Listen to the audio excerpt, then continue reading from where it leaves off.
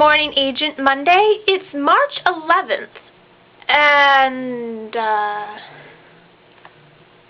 I think I left the black and white on. One sec, I can fix this.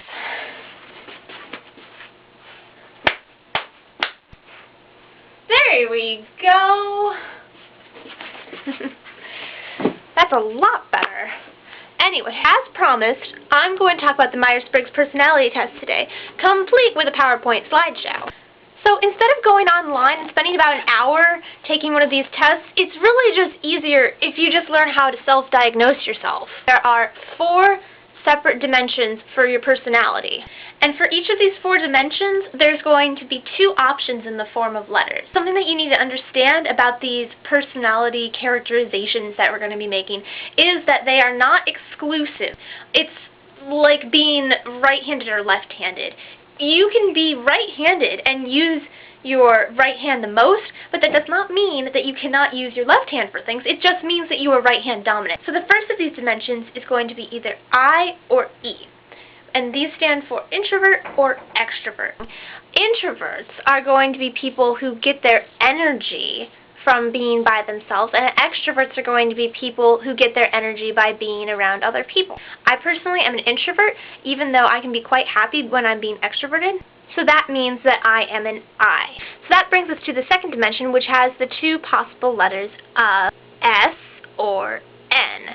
The N stands for intuitive, because we already had an I with the introvert. We have to have an N for intuitive.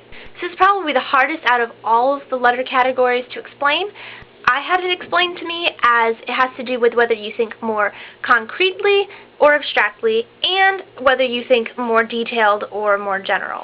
So if you are shown a picture of an apple, are you more likely to say, oh, it's an apple, and it can be used for baking pies, and it grows on trees in the fall, and they smell amazing? Or are you more likely to say, it's an apple that is round, and it's red, and it is got a leaf on it?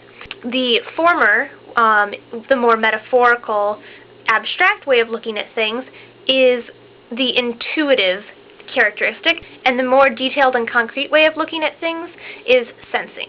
In my case, I am very borderline between S and N. I kind of go straight down the middle.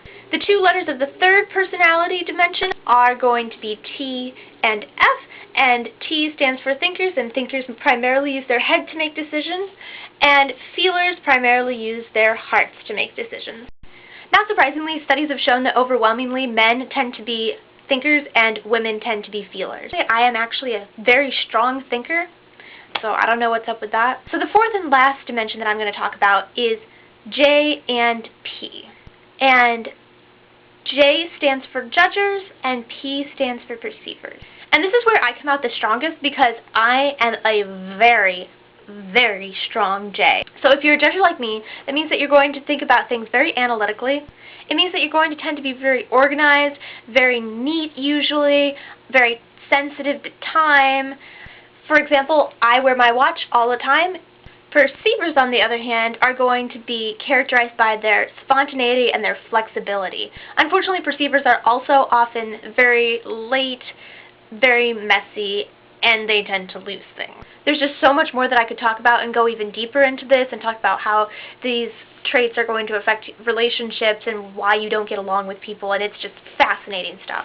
So that's all I've got for today. If you want to talk in the comments down there about what personality you are, that would be great. I would love to hear about that. Also, make sure that you check out our forum string page where you can ask us any question you want anonymously. There will be a link in the doobly-doo.